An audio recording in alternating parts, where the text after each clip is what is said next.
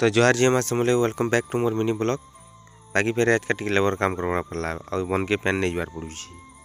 बाकी जेनटा के लगा बंधा बंधी छोड़ कर दी आज जगह ना स्लाब पका रही कि और मंगे तो मसला मसली सानी कर गेटी गुटा सानवार लाई स्टार्ट कर दियो बोलसी और मुझे पैन नहीं पलि जाती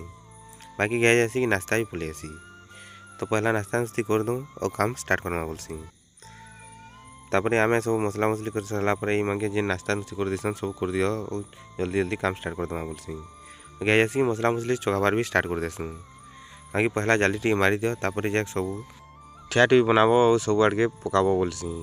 आ मुई तले थी मैंने ठिया टी बनाबार कम्प्लीट भी कर देसन चत के भी आउ पलि आसू आम गाधी